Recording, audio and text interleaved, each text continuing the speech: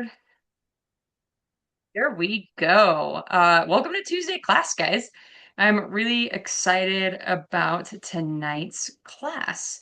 I think we've had a similar class to this. Maybe, when did we talk about something like this? Might have been like September or early October, but this is like kind of a new, fresh lens, a different perspective on that same kind of topic. So I'm going to get it pulled up here.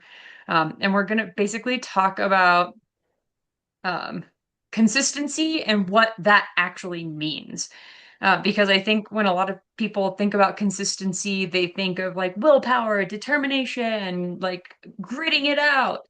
But that's not exactly what we're talking about when we talk about consistency, right? Because I'm always like, progress over perfection or consistency over like getting stuff right and nailing it 100% of the time. So we're going to dive deep into that and like the neuroscience and psychology behind that, and then give you guys some tips and tricks to make the identity change, that base level identity change that you need to make. That's a slow process in order to be resilient about these lifestyle changes that you guys are all implementing right now. So let me get my screen shared. Share. How do I want to do this? Screen two. No, let's do this. Canva. Cool. And then screen sharing. I think you guys should be good and able to see that now. So we will present. No. Unpresent. I want this so I can see my notes. Cool. I got it. And I can look at you guys in this camera while you guys can see this. So I love it. I love it. I love it. So the title of this class, for lack of creativity, is "The Skill Isn't Control, It's Return." So it's not necessarily that we want to control every single aspect of these lifestyle changes. Like, I have to XYZ every day. I have to like never miss all of this. Like, we don't want it to be controlled, because anytime we're talking about or thinking about something from the lens of control, like just think about that and tell me how you feel. You kind of tighten up, right? You're kind of like, oh, you're like buttholes, like, oh, you're like control. Like it feels, uh, there's like this kind of negative feeling and negative connotation that comes from that. And it's almost like panicky, right? Like, oh, I have to like snuff this out. I have to keep everything in. It's not expansive. So when we're thinking about adding all of these new lifestyle habits in and integrating them into our lives in such a way where we can continue to do them over and over again for a long time, we're gonna like loosen our grip on it a little bit. Like, oh, like just breathe, right? Let go of like all of that control, and we're going to think about it as a flow. And then if something happens and you miss, then a return. Okay. So most people don't actually fail when they go off track. They fail after they go off track. It's the decision you make next that causes people to fail the most. And this is kind of like the typical mentality surrounding it, is like you miss one workout, so you skip the whole week, right? This all or nothing mentality. You go over calories, so you're just like, oh, well, I already screwed up today or this week, even worse, right? I'll just restart Monday, or I'll try again tomorrow. Or you have a stressful day and you kind of just like abandon everything. Okay, so this is that all or nothing mentality. This is what can stem out of approaching this out of control. And I'm going to talk about why this happens so you can kind of cut yourself some more slack. Because I think once we understand why we do what we do, we can release some of it, be understanding, and then do the alternate path of returning to the plan, returning to the habits, returning to that new identity quicker. Okay. So the real problem is this loop, this all or nothing mentality loop that we all can find ourselves in so easily. We're going to call it the reset loop. So you'll be dialed in. Everyone starts they're excited, they're dialed in, then something happens, a slip happens, and that's followed by some kind of guilt, reset, repeat. All right, so this is the reset loop, and this isn't always a bad thing. Sometimes this could be actually a good thing, and that's why I wrote down here, your mindset surrounding this cycle can keep you trapped and make it really, really hard to build the momentum needed for lasting change. Or your mindset surrounding this cycle can be the very thing that propels you forward and allows you to incorporate this seamlessly into your lifestyle for a really, really long time. So it is all about the way we think about this cycle here, from dialed in to messing up. And what the really like big kink in it here is guilt. Is we want to, if we can eliminate guilt out of this loop, then that is going to be the biggest mentality shift you can have to be able to succeed at this game. Okay. But when guilt is in there, some crazy things start to happen. And we're going to get into that. So that's that all or nothing mentality. This is the negative mindset surrounding this reset loop. This is the negative mindset, including the guilt, right? Because one slip can become in your mind total failure. And then progress, you're like, screw it. My progress I just ruined everything, right? Like, it's like, if you think about it, when you do this stuff, it's like, trying to argue with a toddler, right? Where it's just like complete meltdown city. Like, well, everything is ruined, right? So you'll perceive that you've lost all momentum. And so then you don't get back on that horse or get back on that track right away. And you kind of let yourself flounder in it. And this causes something that is really detrimental. It causes broken identity or broken self-trust. So you're telling yourself that I become someone who is constantly having to start over and over from square one. And that's just who I am as a person. So we need to rewrite that script. We need to eliminate guilt from this loop, and we need to look at it in a different way. And the reason all this happens is because the brain learns through repetition. So I think we had actually a class, or maybe it was a Motivation Monday, about being really careful what you say to yourself. And that's because the brain learns through repetition. Okay. So from motor learning, like when you're learning how to write, or when you're like learning how to ride a bike or do a new skill, to habits, building new habits, your brain doesn't reward perfection. It actually rewards repetition, right? So it doesn't have to be perfect repetition. It just has to be repetition in the right direction. So each time you return to that new habit, you're actually building neural efficiency. You're building neuroplasticity. You're building a new mindset and a new identity towards your future.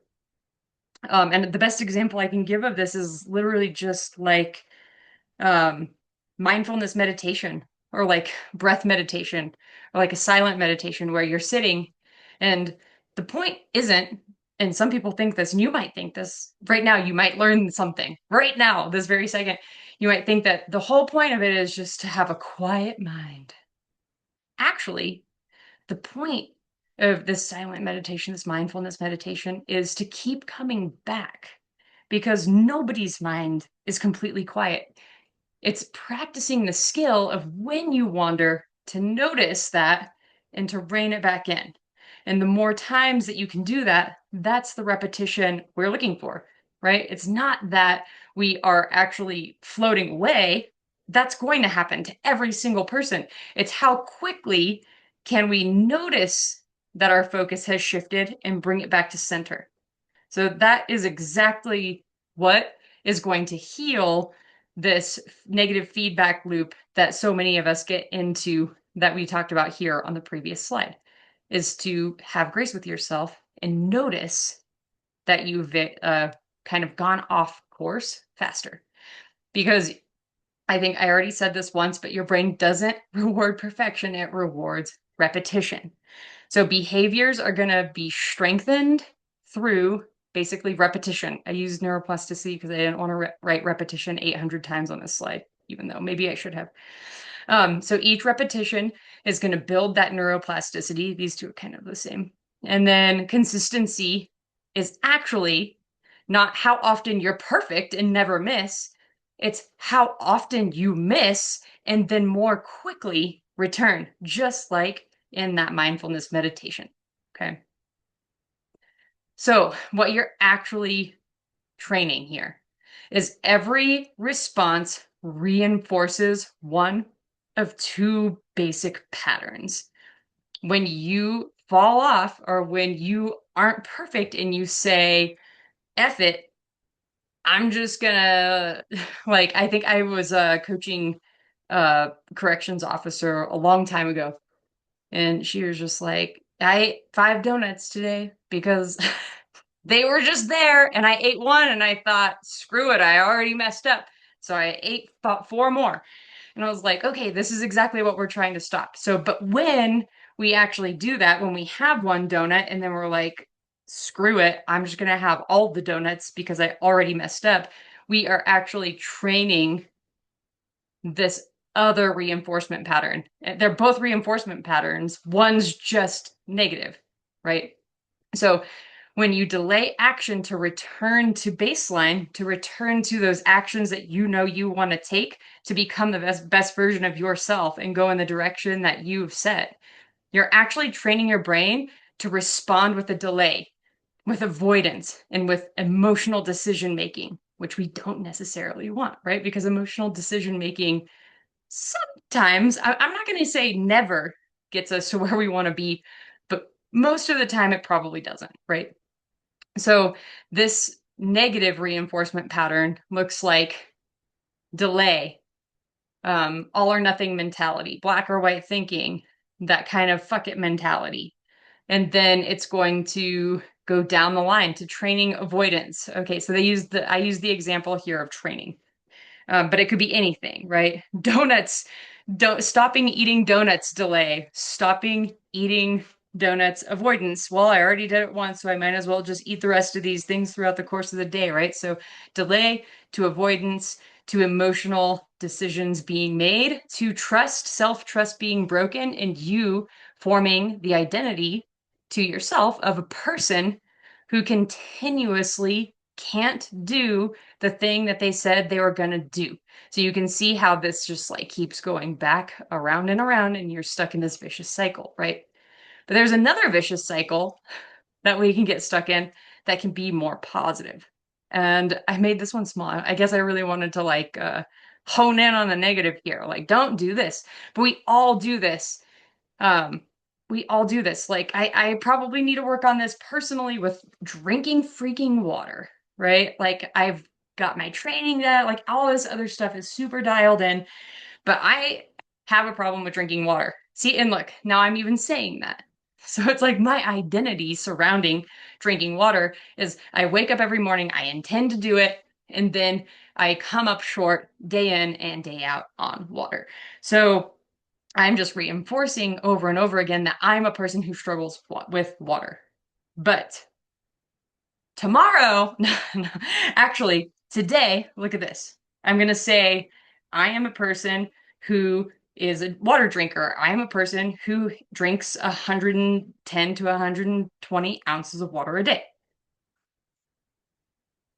And then I'm going to immediately drink some. And we're going to talk about why that is important in the next few slides as well, because that is the other feedback loop that you can train. So each time you postpone and don't do it, you strengthen this black pathway over here. But when you don't postpone and you take action and you get right back to it, right? You catch yourself, your mind wandering, and you bring it right back to center. That's when you're building the skills that you actually need. And we can get into this other feedback loop of regulation, resilience, and consistency under stress, which reinforces the other truth, which is, or can be, I am a good water drinker and I hit my water goal every day. So this is going to keep going back around and around. And if you can get really good at this, then you can really start to lock in these habits and become that version of yourself that you want to be. So why, though? Why is it so hard to take the higher road, so to speak, right? Well, there is a biologic reason for this. And once you like see this, you're not going to be able to unsee it. And hopefully it'll make you so much more likely and make it so much easier to catch yourself and bring you back, like bring yourself back to center. So after you deviate from your path of success, so let's use the donuts thing for example. So you're like, I'm a person who doesn't eat donuts for whatever reason. I don't eat donuts mostly because they have gluten in them, and I'm a person who doesn't eat gluten, right? So I am a person who doesn't eat gluten. So I always, almost always say no to donuts unless they're gluten free. And then I try to only have enough that fit in my macros. So after deviating from that path, let's say everybody around me is eating these donuts. They're like voodoo donuts or something crazy, like these like specialty donuts that you can't get anywhere else but like Portland and the Denver airport. I think there's one I think there's a bunch of them now. But like little poppers like us in Fort Collins don't have some voodoo donuts, right? So everyone's got these things. They're eating them and I'm like I have to do it. So I eat a voodoo donut. And these things aren't small, right? So this is like my whole fat allotment for the whole day because my coach has me dialed in on all three of my macros. So I just like, I eat a whole maple bar. I love it. And then something happens. My body is going to enter, unless I'm pre planning for this, my body is going to enter some kind of stress response with threat perception and cognitive narrowing. So we're going to talk about those things. And basically, it's because you're not in a state of alignment anymore, right? Girl, I know. Sorry. Every time without fail, while we're doing a class, Shelby's going to go batshit at something. Hang on a sec. Oh, no. Oh, there's not even anything there. That is crazy. That's straight up crazy.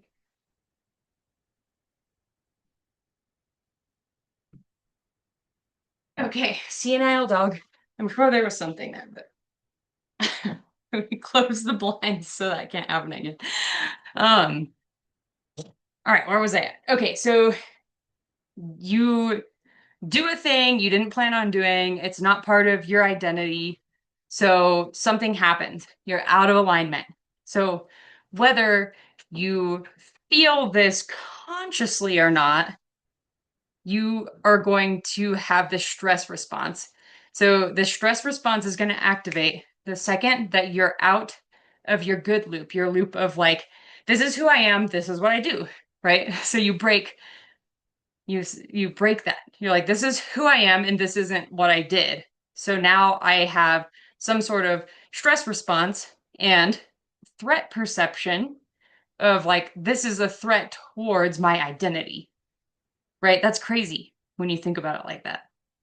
Like, I just threatened my identity because I did something or I acted in a way that was out of alignment. I want you to take that in. And I'm going to breathe because apparently I'm talking and not breathing. So that's where that centerpiece of the first loop that we talked about comes in, that shame and guilt.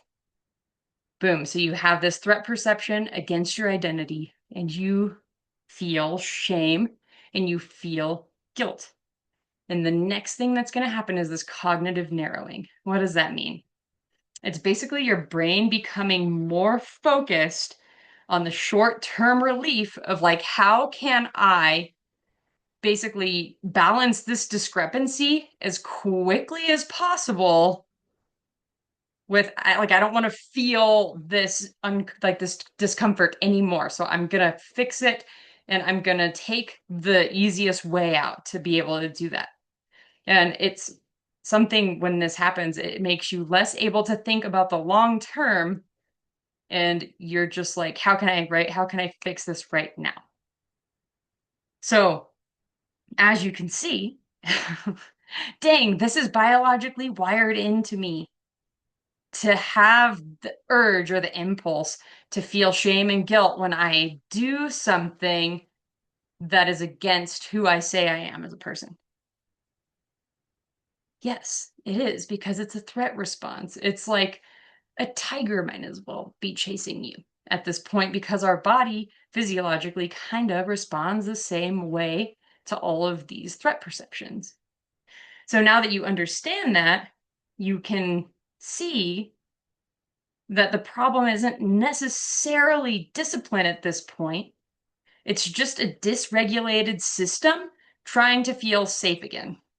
And a lot of times, what that looks like is, well, I just don't care then, right? That's where we can get into that kind of fuck it mentality of like, well, I don't care. I messed up. And now I am just going to be a kind of person who eats 15 voodoo donuts because these maple bars are good and I don't care. So you're going to create alignment one way or the other. So you can see how the short term, easiest way to create alignment is to just, well, I guess I'm just this person now, as opposed to the other option, whereas like I can actually stop, regulate myself, say, hey, had a half of a maple bar, it was good. You know what? I kind of don't regret it. And I am still the kind of person who doesn't just spiral and I'm not an all or nothing person. I'm going to right away stop and decide to not eat another one, right? Because it doesn't fit within my goals for the day. And I know what I want tomorrow and the next day and 20 years from now.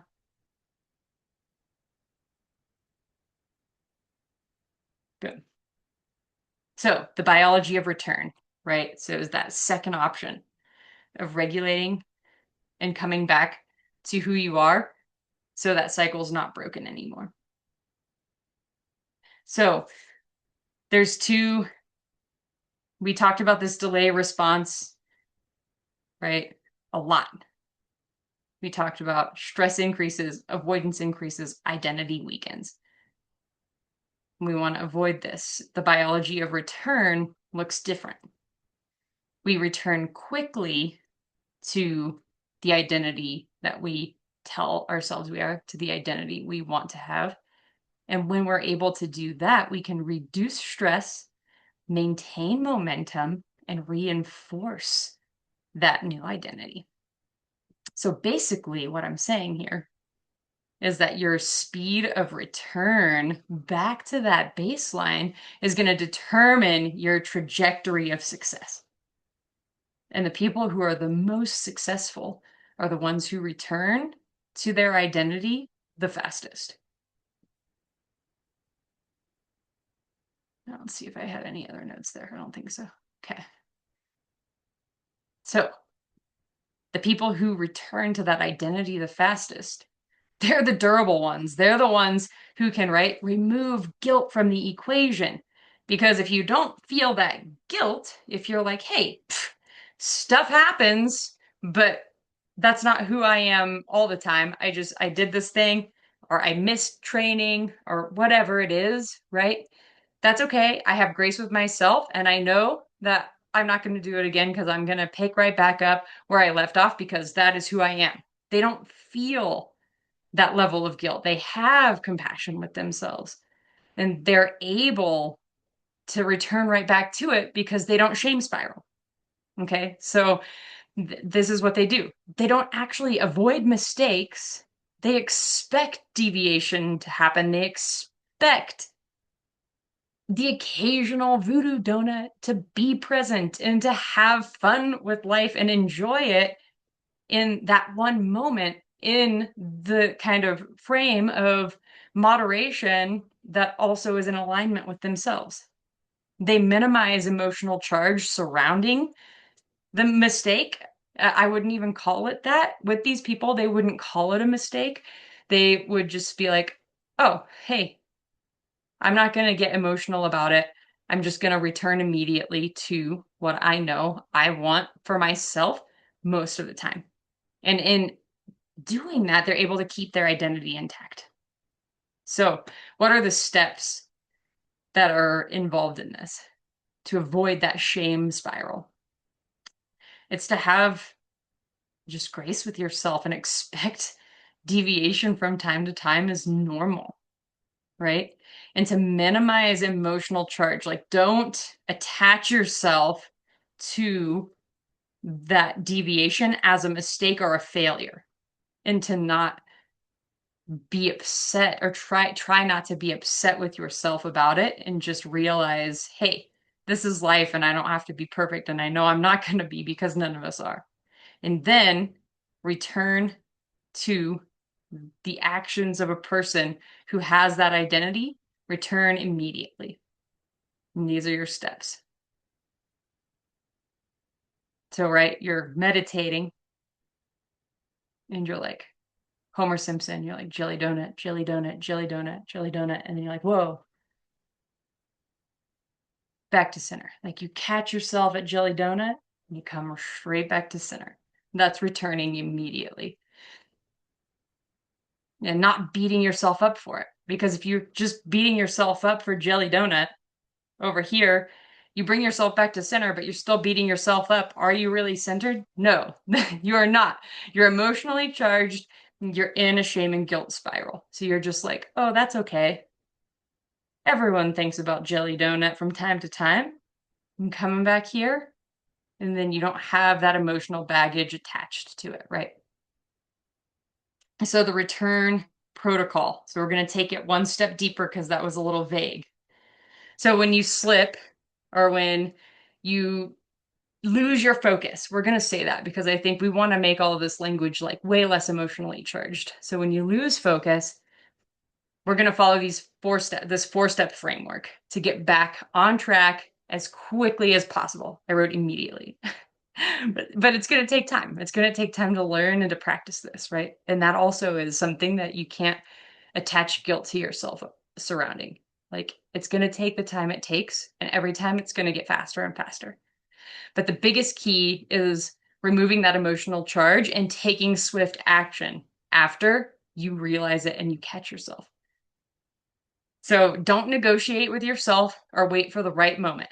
This protocol works because it bypasses the guilt delay cycle that keeps most people stuck in this reset loop. Okay, so we have number one, move myself over here. Remove meaning. And I just said this, no moral language. So we're gonna say, I lost focus, right? I lost focus. That's normal. I lost focus. We're not gonna say that was bad. I messed up. I slipped. I'm off track. I fell off the wagon. Like all of this stuff has these negative connotations like, oh, I lost focus. Sometimes that happens. I captured myself and I came back. So the way we talk to ourselves matters. The words we use matter. All right. So remove meaning from it. That's step one. Step two, regulate your emotions. So before you take action, after you catch yourself and you say, huh, that happened. That's okay. I lost focus. You're going to pause and take a deep breath and lower that emotional intensity if it's something that you're feeling. And then step three is we're going to execute the next rep. And this can be doing the full thing that you missed or didn't do, or it could be a micro action, which we're going to talk about next. But we're going to immediately do something to take action to reinforce the identity that we want, not the identity that we don't want, because we want that loop to be continuous and not broken so that we are continuing to maintain self-trust. So that could be the next meal is going to be normal hitting my targets. A missed workout could be a 10-minute version. A bad day can be a walk and some kind of reset before bedtime. Some sort of action to reinforce who you are as a person, that identity. Oh, I haven't drank water in 2 hours. That's okay. I'm going to drink it now. Right? And in doing that, you'll automatically complete step four, which is to protect your identity, saying, I am somebody who does this. So these are the micro returns strategy, right? So it's like we can't always like lose focus and then come right back and like fix everything right away. And that's also okay. You can't always do the full thing you miss, but you can do something that still gives your brain the identity feedback to keep that momentum. And we talked about that with like the small things like a micro action. 10 minutes, 5 to 10 minute workout. Like do 20, like just do 5 jumping jacks. You're like, shoot, I didn't do that or whatever, but I am a person who exercises, right? Just something that gives your brain that feedback loop and closes it. Hit your lunch goal if you miss breakfast. Simple 10-minute walk. Stop at one donut and log it. And then set an alarm. These are just examples of like little micro actions you can take if you lose focus. Oops. Set an alarm for non-negotiable bedtime tomorrow. Like, cause you're like in bed, you're like, shoot, it's midnight. This is me last night, low key. Shoot, it's midnight. Well, okay, I'm gonna set my alarm to go to bed or to be done working by this time. That's a micro action you can literally take in the moment to fulfill that feedback loop. Okay. You don't need a perfect comeback. You just need a faster one than last time to reinforce your identity.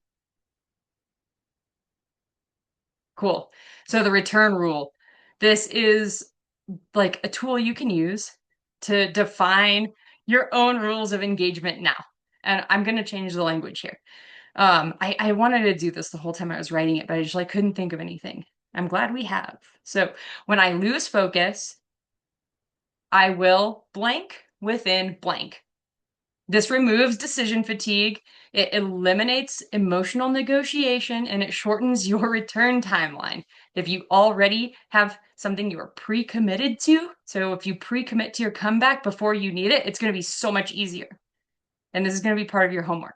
So an example of this here is, I missed a meal. So if I lose focus and miss a meal, I'm going to have another normal meal within 3 hours. Or if I didn't do my workout, I'm going to get some kind of movement in for 5 or 10 minutes on that same day.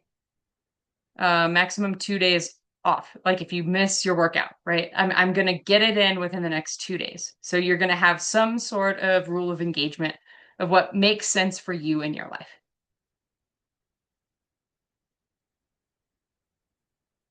So you don't need necessarily more discipline. Almost none of you need more discipline. You need a shorter gap between losing focus and getting back on track, back to focus, back to center, back to who you want to be, right? So you're training a different skill here. Most people are trying to train with that control, that control, but we are going to train consistency over imperfect conditions. All right. Because durable people don't stay perfect, they stay in the game. And the goal is to never fall off, not to ever lose focus. I need to change the language in this whole thing. The goal is to make coming back automatic because that's who you are. So, homework. I want you to, let's see here, identify your most common challenge, the thing that you might lose focus on the most. Examples might be stress eating at night, skipping workouts when tired, weekend derailment. This is a big one, right? Not tracking your macros, not hitting your nutrition goals only on the weekends. That's a thing, guys. Some of you do it, I know. So identify your most common challenge, and then we're going to define your return rule for that challenge specifically. So your return rule, again, eliminates the moment where most people spiral. It eliminates that guilt. It takes the guilt out of the equation because you have an action plan right away. Okay. So you're going to fill this out and you're going to comment in the replay to this tomorrow morning. My most common challenge is blank. And my return rule is going to be defined as when I lose focus or when I do XYZ, I will blank within blank. When I am presented with a maple bar from Voodoo Donuts, I will stop at 1/2 a donut and I will not, it could be, I will not have 5 more.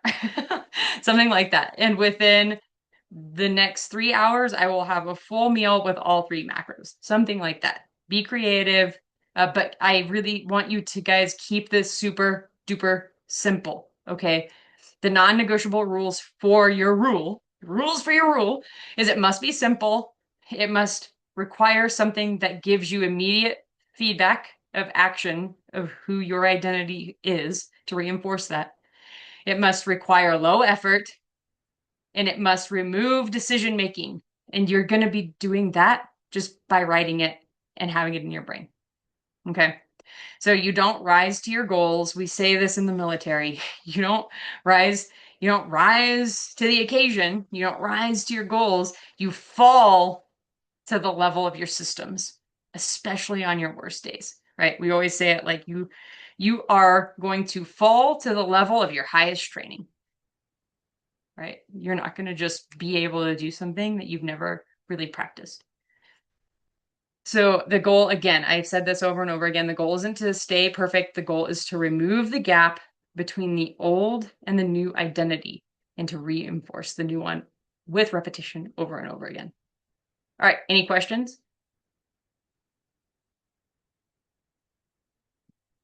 I want to kind of come out of presenting mood here. Okie dokie. If there are no questions, we will cut you guys loose somehow. I need to figure out how to get back to Zoom. Here we go. All right. Thanks for coming and have the best day. Don't forget to do your check-ins, and I will chat with each and every one of you on Thursday. Don't forget to reply to me from your check-ins so I know you got it, so I know you're reading them, and so we can connect, okay? Because if you don't reply to me, then I don't know, and we don't get to chat a little bit, which is the point of this. So reply. Tell me you got it. Love you guys much. Bye.